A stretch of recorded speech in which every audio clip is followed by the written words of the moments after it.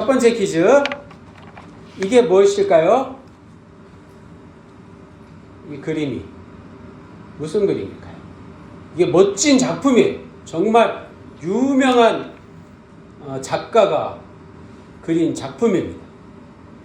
흰 도화지에 직사각형의 네모를 그리고 그 속에 검정색을 새까맣게 칠한 이 작품, 이 유명한 작품의 제목은 바로 김입니다. 김을 그린 거예요. 김이라는 작품이 흰색 도화지에 네모를 그리고 까맣게 그린 거예요. 이 정신이 좀 이상한 사람이 그린 게 아닙니다. 김이라는. 자, 검정색이 힌트입니다. 오늘 설교의 핵심은 어둠, 검정색에 있습니다. 이런 말이 있죠. 누구누구는 흑 역사를 썼다. 뉴스에 나와요. 연예인들 특별히 야구선수, 운동선수. 오늘 누구는 정말 흑 역사를 쓰고 말았다. 흑 역사가 무슨 뜻일까요? 요즘 젊은 사람들이 자주 쓰는 말인데 없었던 일로 해버리고 싶을 정도로 부끄럽고 창피한 과거의 일을 뭐라고 한다고요? 흑 역사. 검정색이 바로 어둠, 흑 역사 이런 의미잖아요.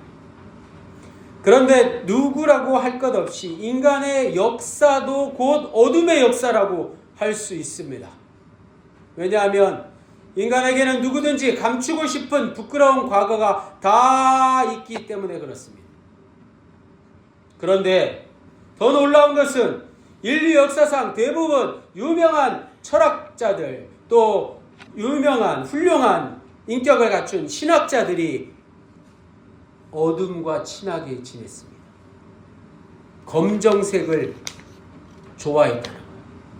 슬픈 노래를 들으면서 고독을 즐기며 살았다. 담임상한도 좀 그런 성향이 좀 있는데요. 자신의 부끄러움을 과감없이 내려놓고 인류의 공통적인 어둠의 그림자인 무슨 문제? 죄의 문제를 고민했다는 사실입니다. 늘 이 어둠, 죄에 대한 생각을 떨치지 못했습니다. 결국 그들은 어둠을 통해서 존재의 깊이를 인식하고 더 나아가서 하나님의 존재를 인정할 수 있었던 것이죠. 예수님의 출생에 대한 이야기는 신약 성경 안에 마태복음 그리고 누가복음에만 나옵니다. 마가복음, 요한복음에는 예수님의 탄생 이야기가 없어요. 다른 서신에도 없습니다. 오늘 본문 마태복음 1장과 영상에서 보신 마지막 부분에 나오는 누가복음 1장에서 전하는 예수님의 탄생 이야기에서 특별한 점은 처녀의 몸을 입은 마리아가 예수를 낳았다는 것이죠.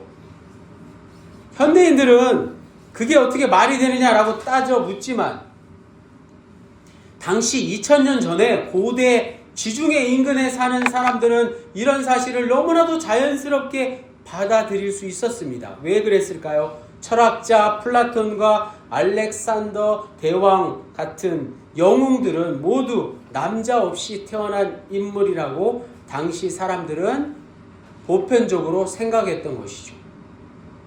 고대인들은 예수님의 동정녀 마리아 탄생 이야기를 사실이냐 아니냐에 관심을 둔 게 아니라 예수라는 인간의 몸을 입은 메시아가 과연 하나님의 아들이다라는 것에 관심이 더 많았던 것입니다. 그래서 그리스 로마 신화에나 나올 법한 동정녀 마리아의 몸을 입고 탄생하신 예수님의 그 출생 이야기에 전혀 거리낌이 없었던 것이죠. 마리아의 남편 요셉은 청천벽력 같은 소문을 들었습니다. 약혼을 했는데 아내 될 마리아가 동거하기도 전에 임신을 했다는 것이었습니다.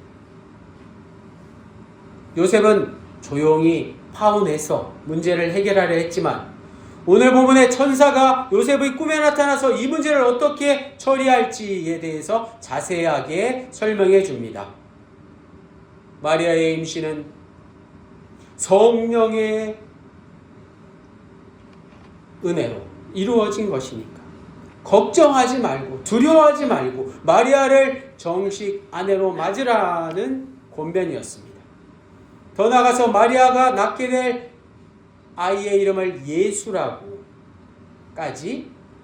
정해줍니다. 21절 말씀, 아들을 낳으리니 이름을 예수라 하라.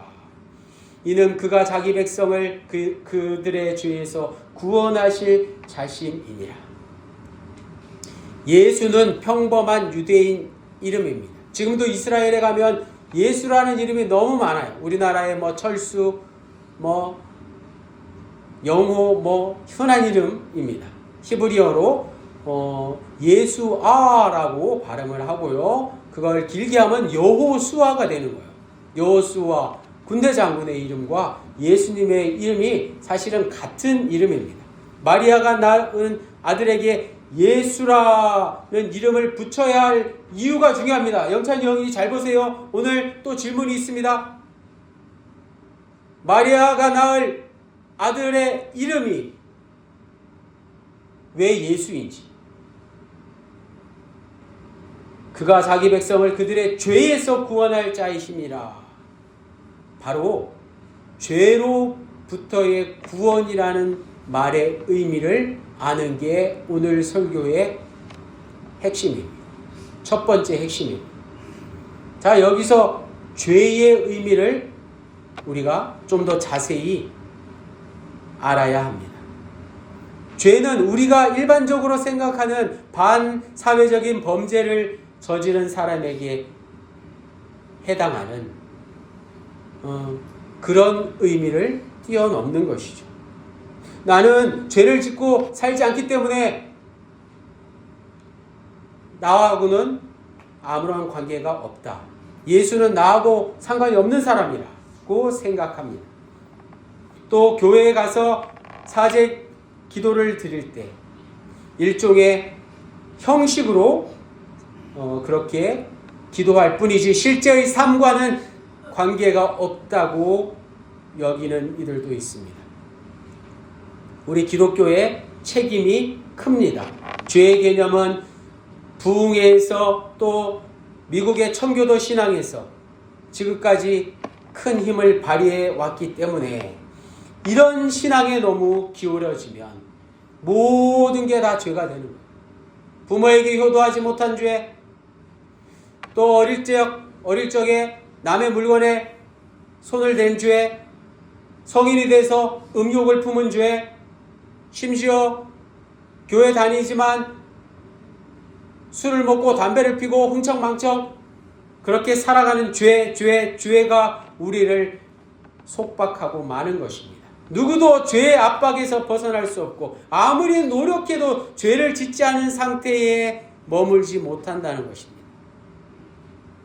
그리스도인이라면 이런 심리적인 죄의식이나 죄책감에 치우쳐 있을 필요가 없습니다. 정신적으로 연약한 사람에게는 어느 정도 효과가 있을지 모르지만 성숙한 이들에게는 별로 영향이 없습니다. 요즘 현대인들이 얼마나 영악하고 머리가 좋고 갖가지 정보가 흘러넘치는데 죄의 문제에 대해서 관심이 없는 것이죠. 그러나 철학자들은 기독교의 이런 도덕주의에 갇혀있는 죄 개념을 설득력 있게 비판하기도 했습니다. 우리가 기억해야 할 것은 예수님께서도 이런 도덕 윤리적인 죄만을 말씀하신 게 아니라는 사실입니다. 예수님이 복음서에 등장하는 세리와 창기 같은 죄인들과 어울렸다는 사실이 그것을 잘 말씀해 줍니다. 자, 그렇다면 오늘 설교의 핵심 중요한 질문, 예수님의 이름이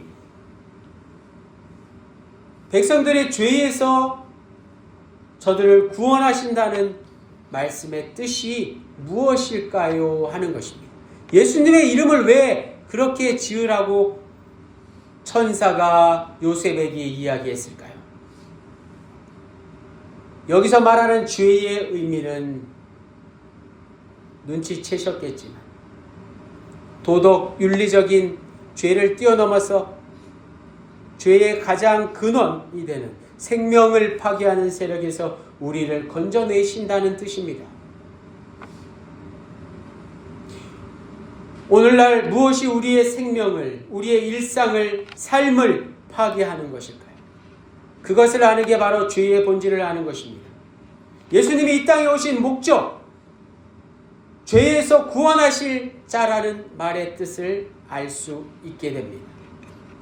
오늘 우리가 하루하루 살면서 어떤 문제들로 일상이 파괴되는지를 잘 생각해 보십시오. 각자 처한 형편에 따라 다를 수 있지만 오랫동안 다니던 직장에서, 평생 다니던 직장에서 나이가 들었다고 해고를 앞둔다면 그것보다 더 위축되는 일이 어디 있겠습니까? 내가 평생 지어온 농사일을 더 이상 하지 못한다고 생각해 보십시오. 그것만큼 우리의 일상을, 삶을, 생명을 파괴하는 일은 없을 것입니다. 큰 사업을 하다가 부도가 났다고 생각해 보십시오. 다른 사람의 잘못으로 사업이 망하게 될 처지에 놓여 있다면 그것보다 생명의 위험을 느끼는 일이 또 어디 있겠습니까? 먹고 살아야 할 최소한의 생존 조건이 위협받을 때 그것이 바로 생명을 파괴하는 것입니다. 또 질병에 걸려 투병 중이거나 또 사랑하는 이들과 헤어진 사람도 마찬가지입니다. 사랑하는 자녀들이 사고를 당하거나 또 잘못을 저질러서 부모의 마음을 아프게 할 때도 마찬가지입니다. 이런 일들은 우리가 피하려고 한다고 해서 피할 수 없는 것들입니다. 일상을 파괴하는 어쩔 수 없는 사고는 원하든지 원하지 않든지 우리 주변에서 늘 일어나기 마련입니다. 그런 사고를 줄이려고 정부가, 이 나라가 노력하고 있습니다. 그게 최선입니다. 예수님이 우리를 죄에서 구원할 자라는 말은 오늘 예수님의 이름을 죄에서 구원할 자라고 천사가 요셉에게 가르쳐준 그 말의 진정한 의미는 바로 예수님이 우리의 생명이 되신다는 뜻이죠. 예수님이 단순히 우리를 실직당하지 않게 하시고 교통사고를 당하지 않게 하시고 여러 가지 재난을 당하지 않게 하시겠다는 뜻을 훨씬 뛰어넘는 근본적인 죄의 문제를 해결해 주신다는 뜻입니다. 구약의 욥의 재난을 우리는 잘 알고 있습니다.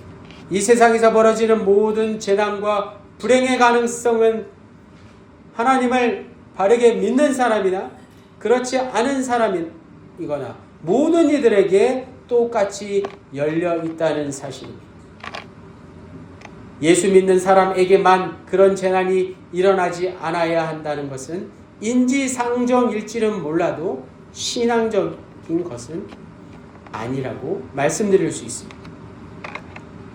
오늘 21절 말씀에서 말하는 죄의 진정한 의미는 훨씬 더 근원적인 악한 세력의 바로 인간의 욕망과 탐욕을 가리키는 것입니다. 욕망은 자기를 높임으로써 만족을 얻으려는 삶의 태도입니다.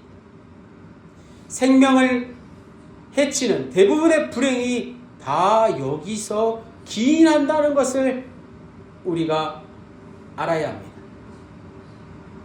인간 탐욕에 의한 이 시대의 모든 경제 활동의 모습을 보십시오. 대기업이 많은 먹거리와 또 많은 생활용품들을 그렇게 팔면서 개인 정보를 유출하는 일들이 벌어지고 있습니다.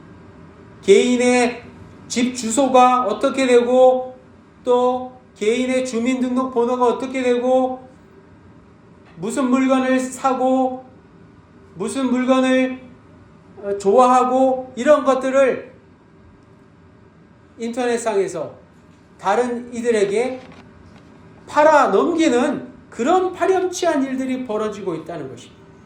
그것이야말로 인간의 삶을 위축하고 파손하고 불행하게 만드는 것 아니겠습니까? 거기서 이익을 얻는 사람이건 손해를 보는 사람이건 다 마찬가지입니다. 이런 방식으로 우리의 경제 수준이 아무리 높아진다고 한들 우리나라가 선진국 대열에 올라선다고 한들 행복하겠습니까? 인간의 욕망은 물질적인 욕망으로만이 아니라 선하게 보이는 방식으로도 우리의 삶을 파괴할 수 있습니다. 다른 사람에 비해서 착하게 성실하게 사는 사람들은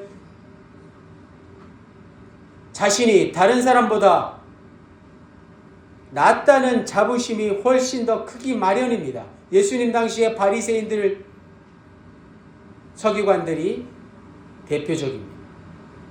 오늘날로 말하면 전문가 집단이라고 할 수 있습니다.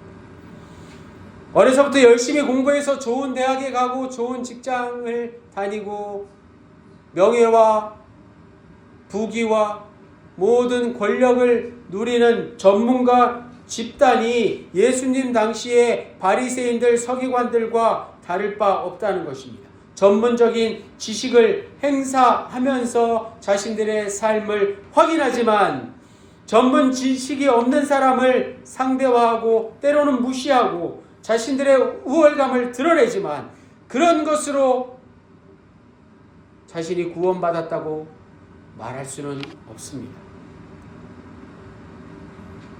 예수 믿는 사람들 중에 정말 조심해야 할 게 바로 이것입니다. 우리의 자녀들이 인류 대학에 합격한다고 해서 축하받을 일이기는 하지만 결코 자랑할 필요가 없다는 것입니다. 좋은 직장에 들어가면 축하할 일이지만 다른 사람들에게 자랑해봤자 다 자기 자신을 높이는 일일 뿐입니다. 그것이 구원에 이르는 길이 아니라는 사실입니다. 요셉에게 나타난 천사는 이사야 7장 14절 말씀을 인용해서 예수님에게 붙일 둘째 이름을 이렇게 말씀해 주고 있습니다. 금주의 요절 말씀 우리 다 함께 읽겠습니다.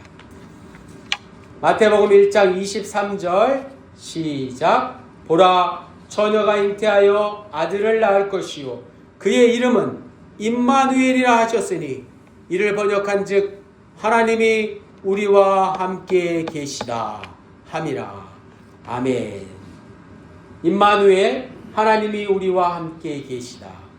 자, 두 번째 질문이 될 수 있습니다. 꼭 기억하십시오. 영찬이 영인이 임마누엘의 의미가 무엇인지 아빠가 나중에 물어볼 거예요. 하나님이 우리와 함께 계시다라는 뜻입니다. 우리를 죄에서 구원할 자라는 뜻의 첫 번째 이름 예수라는 이름은 하나님이 함께 하신다는 임마누엘을 통해서 우리에게 현실이 된다는 것입니다. 예수라는 이름이 구체적으로 임마누엘의 뜻이 돼서 우리의 삶이 된다는 것입니다. 하나님이 함께 하신다는 사실을 모르면 예수님을 통한 하나님의 구원이 아무 의미가 없는 것입니다. 예수님에게 하나님이 함께 하신다는 사실을 오늘 우리가 어떻게 알 수 있을까요? 대림절 제4주 성탄절을 나흘 정도 앞두고 하나님이 우리와 함께 하신다는 사실을 각자의 삶에서 경험해 보십시오. 하나님이 함께 하신다는 말씀은 예수님이 무슨 근거로 하나님의 아들이냐는 질문과 같습니다. 또 예수님이 왜 우리를 구원할 메시아냐, 그리스도냐 라는 질문과 같은 것입니다. 결국에 예수님이 왜 우리의 생명을 완성하실 자인가? 예수님이 다시 오셔서 우리를 구원하시고 우리를 완전하게 하실 분이신 이유에 대해서 말씀해주는 단어가 뭐라고요? 임마누엘입니다. 그리고 그것을 우리의 삶을 통해서 경험하는 것이 우리의 신앙이, 우리의 믿음이 하나님께 더 가까이 나아가는 길입니다. 예수님 외에도 하나님과 함께 하신 위대한 선지자들이 많이 있었는데 예수님과 어떻게 구별될까요? 예수님은 하나님이 우리와 함께 하신다는 사실을 가장 정확하고 가장 확실하게 깨달은 유일한 인물입니다. 그래서 예수님은 기도하실 때 하나님을 아바 아버지라고 고백했습니다. 그 전까지는 하나님의 말씀을 여호와의 말씀이라고 선포한 선지자들이 많이 있었지만, 그리고 예수님과 같은 시대를 겪은 예수님의 길을 예비한 세례자 요한 같은 선지자들이 있었지만 예수 같은 이는 없었습니다. 예수를 통해서 우리는 하나님이 저 하늘 어디 주어진 공간에 세상을 바라보시고 통치하시는 군주가 아니라 자상하고 친밀한 아빠처럼, 오래된 친구처럼 지금 바로 내 옆에 함께 하시는 존재로 인식하게 된 것이 예수님 때문에 그렇다는 것입니다. 예수 그리스도의 사역으로 인해서 천국이 가까이 왔다, 하나님의 나라가 가까이 왔다, 곧 하나님이 우리와 함께 하신다는 것을 깨닫게 된 것입니다. 그래서 예수님은 공생애 가운데 3년 내내 하나님 나라의 비밀을 백성들에게, 제자들에게 가르쳐 주셨습니다. 이런 점에서 예수님은 우리를 죄에서 구원하실 그리스도이심이 분명합니다. 더 나아가서 오늘 우리는 우리가 사는 삶 속에서 삶으로 증언하라는 2025년 한국 구세군 군국 표어대로 하나님이 우리와 함께 하신다는 사실을 하루하루 어디에서 경험하고 있습니까? 살아있다라는 사실에 집중할 때 그것이 가능한 것입니다.